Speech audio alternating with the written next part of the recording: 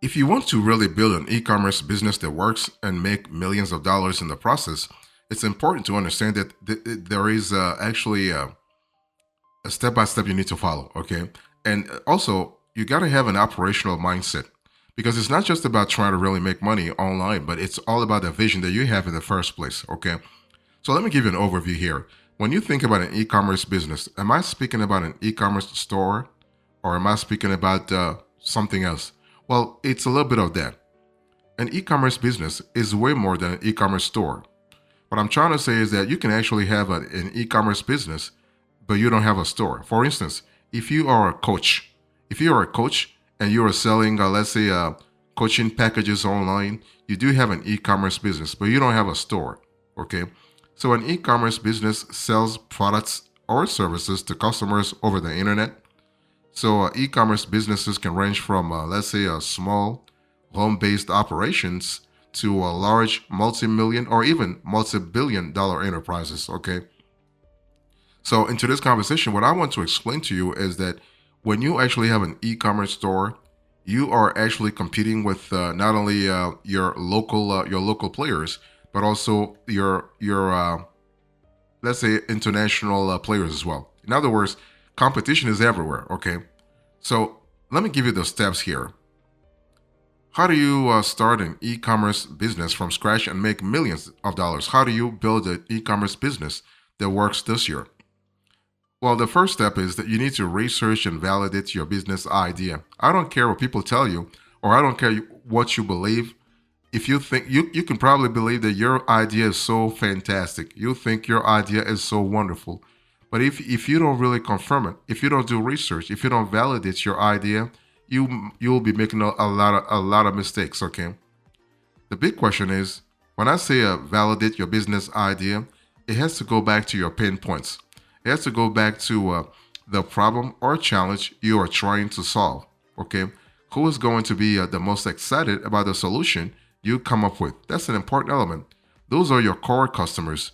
Those are customers whose pain points you are going to focus on. Now, some ideas, however, very innovative, very wonderful, they can fail if they don't have customers to support them, right? So, as you zero in on product ideas, let me give you a few prompts to help you make decisions. First, what are the common problems people face in your industry? Why are they facing those problems? What products or improved features can you offer to solve those problems, right? In other words, why do we need you in the first place in this market? What trends have you noticed in the world that you can capitalize on? And finally, what activities do you enjoy? Actually, what products would improve those activities? That's an important element to think about.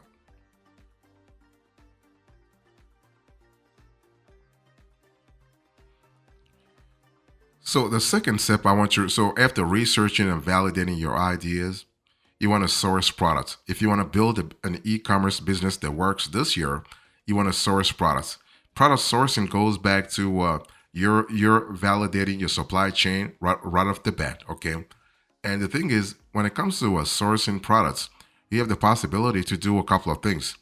You can resell existing products. That's one great way to really source products. So you can resell existing products. You can create or build products. You can use drop shipping or print on demand POD, or you can work with the manufacturer. Now, whatever option you choose will depend on the strategy you're trying to implement. Okay. One thing I want to say here is that good products will help your new online business thrive. The key is actually not only choosing the right products, but also the right source of products, basically in the long run. When you think about product sourcing, you cannot forget about something called scalability. Like if you find a good source for your products today, you want to be sure that source is there 10 years from now when you'll be making crazy money, right? Because it's really crazy that when you start making money, that's when you realize that you can't trust you can't trust the supplier that you used to trust, because that supplier hasn't really made the necessary investments to upscale his or her sort of processes. Okay, so when I say resell existing products, While reselling involves procuring products and reselling them to the end customer for a profit. That's actually the easiest because online directories and listings can help you find suppliers for products, and you can contact vendors, order products, and ship them to your business or storage location.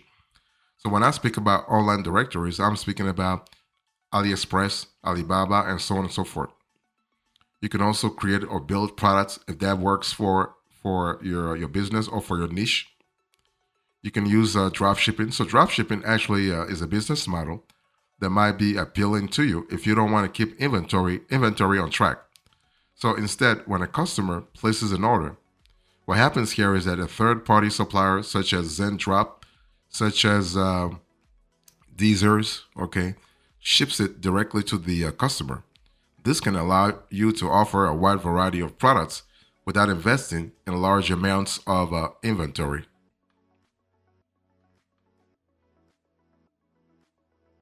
The thing, if you want to build an e-commerce business that works, after researching and validating your business idea, after sourcing products properly, you want to choose an online selling channel. Okay, online selling channels actually come in different shapes and forms. The whole idea here is the one that you end up choosing has to fit your niche, and most importantly, it has to fit the needs of your potential customers. Okay, so if you are new to e-commerce, you may want to start small and scale up, right? So selling on your own website is an option if you have the time, resources, and skills to customize a website, create a seamless online experience, and compete on the internet to get customers to your virtual doorstep. You have a lot of possibilities, but it's one of those things where you got to really ask yourself.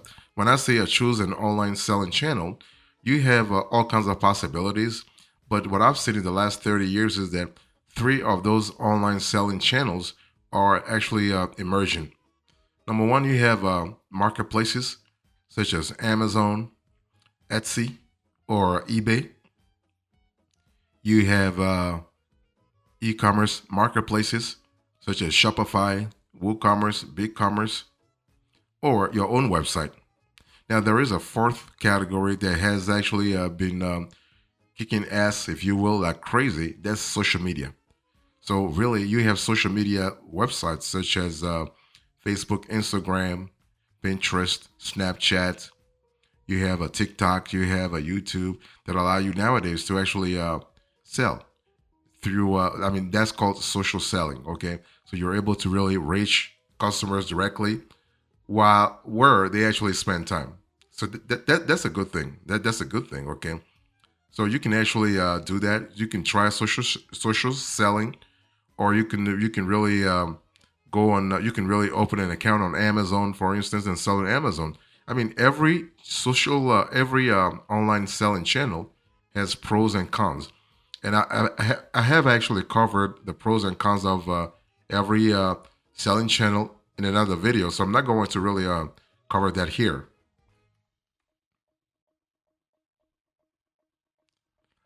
So, if you want to build an e-commerce business that works this year, you got to really think about product listing and optimization. What do I mean by that? Basically, I mean, listen, you understand, listen. Listen just means that you got to really you got to really pay attention to how you showcase your products, okay? But when I speak about product listing, I'm not just saying, okay, you have to put, let's say you're selling 10 products, right? You're just going to list the products from A to Z from 1 to 10. No, there is more that goes beyond. If you want to build an e-commerce business that works, the way you actually describe the product, so product description is really quite essential. That's number one. Number two, when I speak about optimization, you got to really think about the SEO, the search engine optimization. So you have to really make sure that you are really putting the keywords that your potential customers are looking for, but also the keywords that the site's algorithm is actually going to find interesting from a search perspective. Okay, so that you can rank higher in the SERPs. The thing is that you want to write descriptively and include critical info to help customers make informed decisions.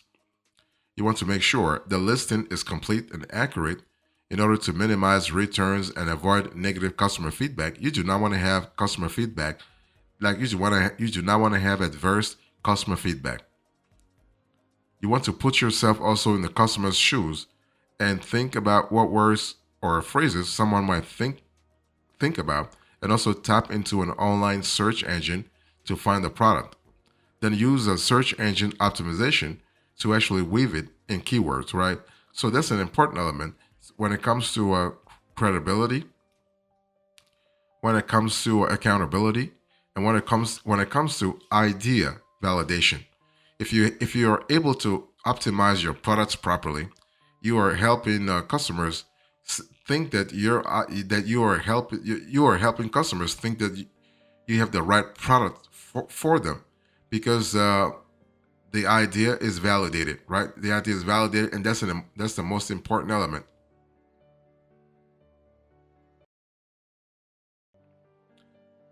So, if you want to build an e-commerce business that works this year, you want to market and promote your e-commerce shop big time, and you want to do this on a consistent basis. Let me explain here. When it comes to marketing and promoting your e-commerce shop, you have a lot of possibilities. Okay, you have traditional marketing, you have mobile marketing, you have PPC, you have SEM, so search engine marketing. Okay, the whole idea here is that you want to get products in front of the right eyes, win over customers, and convert those customers into buyers, right? I mean, you want to convert those consumers into buyers. So, running marketing and promotional campaigns can help you reach a broader audience based on the selling channels that you have. So, the selling channel you have, the selling channel you have is going to determine what marketing campaign will be better for your products or services. What I mean by that is that you have to really you have to shift your strategy to the selling channel. Let me give you an example. You want to use targeted cost per click ads, okay, to spread the word about specific products.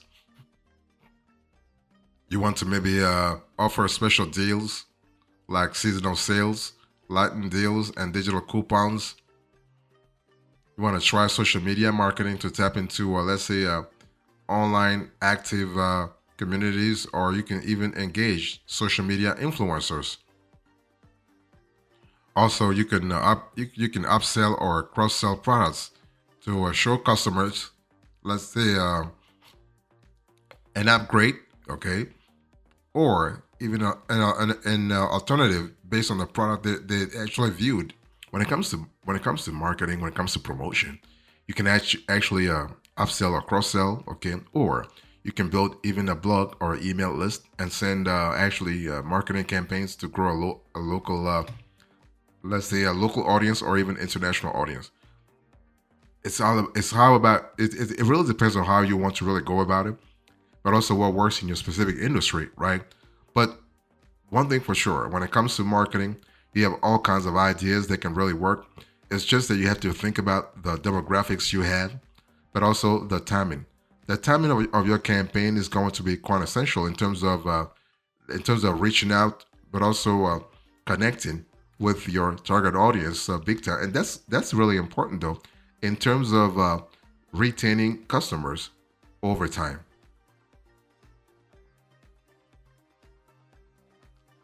So I just shared with you the top 5 tips when it comes to building an e-commerce business that works. Let me really give you a few tips also to really ace your game big time. You want to avoid common pitfalls when choosing products. A little earlier, I was talking to you about sourcing products, right? So it's important to pay attention to product sourcing and make sure you do not fall. I mean, you do not make some mistakes when picking a product to sell. There are a few things you want to keep in mind. Products might be good candidates for e-commerce if they are easy to package and ship, have a branding potential, are affordable for customers, and have a long shelf life. That's what you want. You do not want to really make things complicated. Okay, products that may be difficult for a new entrepreneur to sell are food and perishables, products with a low profit margin, heavy or bulky items or products that are expensive to ship, highly competitive products, Check the amount of customer reviews and complex items or electronic products, okay? And products that you want to avoid definitely are patented or trademarked products, unless you own the patent, trademark, or are a certified, you are certified as a reseller, but also restricted products. So depending on where you want to sell products and the selling channels you use, there may be restrictions on the products that you can sell. Okay, that's an important element. Next, you want to invest in your brand image. That's another way for you to really ace your game, if you will. So to brand or not to brand, this is a common question among first-time sellers. At the beginning, you might not create a brand because you're still testing product ideas. But once you find traction with products in the niche you enjoy, consider creating and registering your brand. So, building a brand can take investment, but it's a great way to create a memorable impression and win repeat customers. So, a simple and cost effective form of branding is just your business name. Be sure to choose something memorable and simple for customers to tap and recall.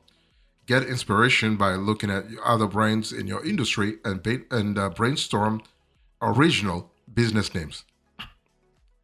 That's going to help you big time, okay, in terms of solidifying your customer base over time.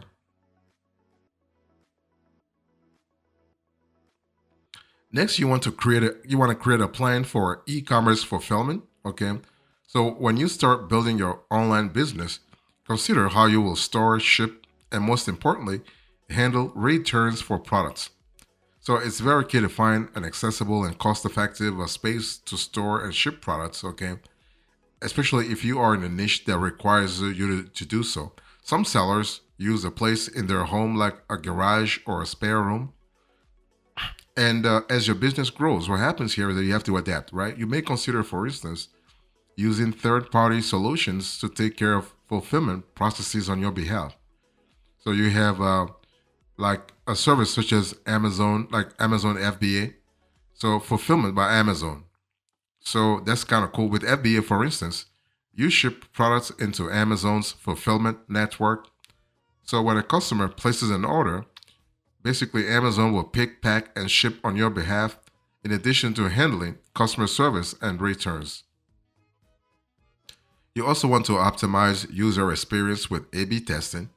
So you got to really have a clear idea about what will appeal to customers, what titles or descriptions will catch the most attention. A/B testing allows you to try out different value propositions and offers to find the best combination for your products this year. Okay. And finally, what you want to do is you want to track business performance with e-commerce analytics. That's very important from a scalability point of view. So you can use a range of analytics tools to get insight into how people engage with your brand and products. So want to know who's viewing your products? Review demographics. If you're curious about, let's say, how people find the products you offer, look up the top search terms they use. Okay, so that's really important. You want to pay attention to key metrics like impressions, clicks, cart ads, and conversion rates. Repeat order the product sales and units, as well as the number of repeat customers, the aggregate number of the aggregate customer demographics like age and income. Here I'm speaking about psychographics. Top search terms customers use to find your products customers frequently purchase together, and also a different customer loyalty segments and how you may want to engage them to help increase sales. It's all about how you want to engage customers. So, in closing today's conversation, I spoke to you about how to build an e commerce business that works. I give you the overview, the steps, the top tips, and now the closing. Thank you so much. God bless you. I will see you next time. Until then, remember, stay marvelous.